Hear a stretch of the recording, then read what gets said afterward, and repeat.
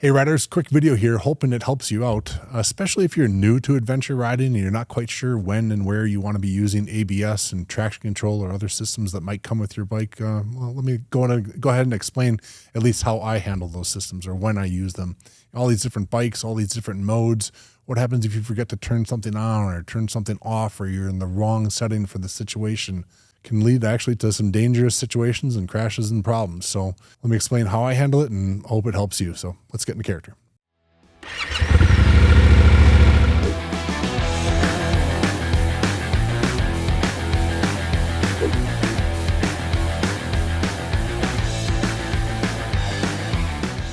As mentioned in other videos from our adventure motorcycle training series, there's definitely a time and place where ABS and traction control systems can help you. There's also times when they can hurt you. In general, I think traction control is perhaps limiting a rider's ability to become a better rider by depending on digital circuitry and things like that. You're kind of taking away your own requirements to feel what's going on and find that traction on your own. But I think I have the easiest way just to remember when I want either system, and I hope it helps you out. Please just take it as the way that I do it, not necessarily the way that you need to. So I'm going to organize the rest of the video and the way I think through this in two different sections, one being on pavement riding and the other being off pavement. And yes, I'm completely aware now, pavement means basically sidewalk in some parts of the world. I'm not talking about riding on or off the sidewalk. I'm talking about being on asphalt versus dirt. And so starting with the pavement riding.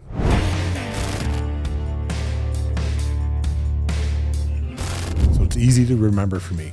On pavement, yes, I definitely want both ABS and traction control. And when I say pavement in this situation, it's because I'm talking about what I'm expecting to be a consistent and reliable surface. So first, on just the ABS topic, you can click around the internet, do your own research, and I think you'll see that studies over time have showed that having ABS available now on motorcycles has drastically reduced the number of crashes, accidents, deaths, and things like that. And so there's something to be said about exactly that. When you're expecting a consistent surface, ABS might very well be helping riders stop faster, sooner, and avoid catastrophes. Some ABS systems are set to actually keep a rider from accidentally hitting too much brake, too much front brake specifically, and doing a forward roll or forward somersault on the motorcycle. So it will actually relieve pressure from the brakes and again, keep you from doing an endo. But again, anytime I'm expecting a consistent, reliable amount of traction on a surface, I will take ABS for that reason. It can find those oil slicks and those gravel patches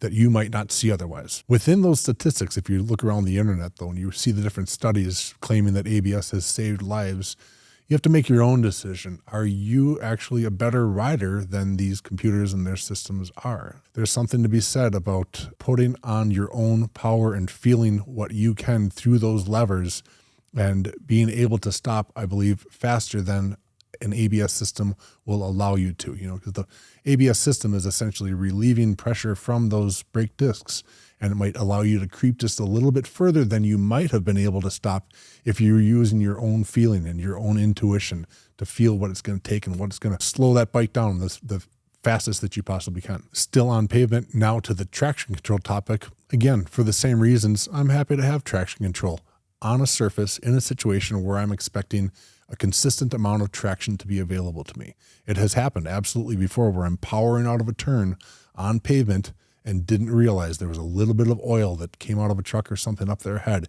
And traction control can stop you from powering through that slippery spot and keep you from crashing any number of ways. Probably a high side is being avoided. So again, in a situation where I'm expecting consistent traction to be available, those systems can basically see what you cannot. Some of those traction control systems are also going to inhibit your ability to do a wheelie. They will actually keep a bike level by cutting power to the engine.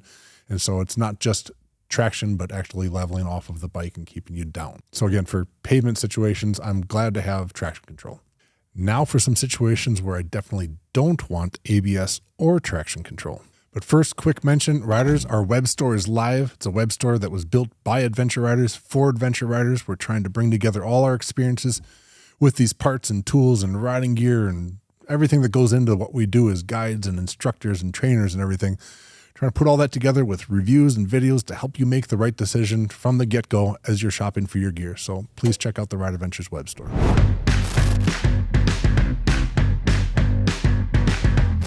Now for the off-pavement situations, simply put, ABS can inhibit your ability to stop your motorcycle when you're on the gravel, dirt, sand, things like that. We've actually shown this in some different videos where we've actually measured the distance and had riders stop and with ABS and then without. And it's a notable difference on most bikes that you can definitely stop faster under your own feeling, your own control over those levers, and not relying on those systems to do it for you. So that alone is enough reason for me right there to say, I do not want ABS. And you can feel this too. Get out there and try in a safe situation. Feel what it's like when you apply those brakes strenuously in the gravel and the dirt and sand. You will feel kicking in the vibrations through the brake lever. You'll feel those things and you'll notice that it's actually keeping you from stopping. That's a good thing to then switch and practice the same spot that you were on and do it without ABS. And you'll see you'll probably be stopping faster without ABS pretty quickly. And now onto the traction control situation in the dirt. Traction control, as you'll find when you're trying to climb a first hill with traction control on, depending on the level and the setting that you're using, might completely inhibit your ability to get up certain hills, right? You're relying on power being there and all of a sudden it's cutting your fuel injection or your ignition or however your bike is doing it, cutting that system to limit your power and not spin the rear wheel. Well, in a lot of those situations, I know how to find the traction myself and I don't need the system to stop and limit it for me. So I want to rely on having my own power there as I want to deliver it down into the ground. Another reason I don't want traction control ever on when I'm in the dirt is having to cross over a berm. You know, if you're on 2-track road and you've got that sort of berm that builds up between the tires of the vehicles in the middle and you're trying to get from one side of that over to the other, well, a lot of that is probably pouring on the power and getting ready to lift up that front end. We talked about this in our other videos, like how to bounce your bike. Sometimes you want to pour on that power and get that front end lifted up and light. Well, if you try and do that and suddenly you're going over that berm and now you realize traction control is kicking in and sputtering your engine just a little bit more, you're not going to be able to lift that front end. It's not going to get light. Now you're digging that front wheel down into that soft stuff that's in the middle.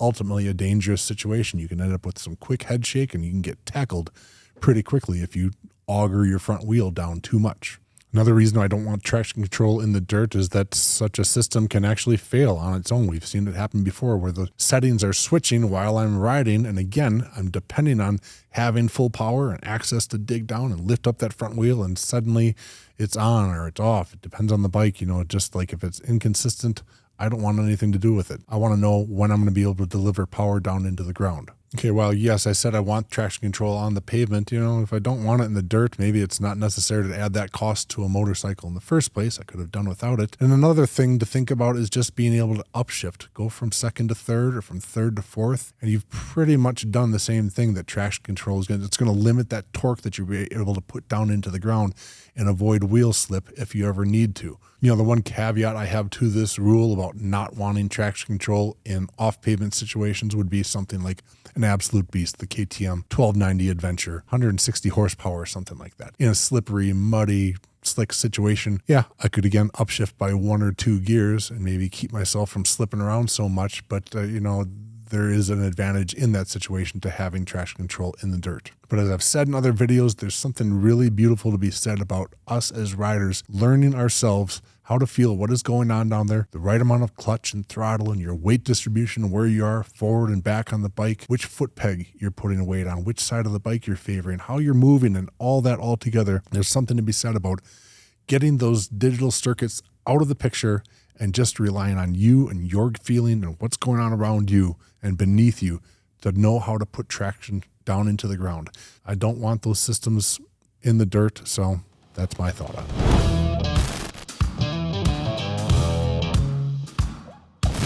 So again, to summarize and hoping that it helps you keep it simple and makes you a better rider on the pavement, ABS and traction control, I'll take them both. Off pavement, I don't want either, except like I said, in those rare situations with a bike that's got so much horsepower that you might actually want a little help. But again, even then, shifting up from second to third or third to fourth kind of does the same thing that you need to, again, limit that torque that you're putting down into the ground.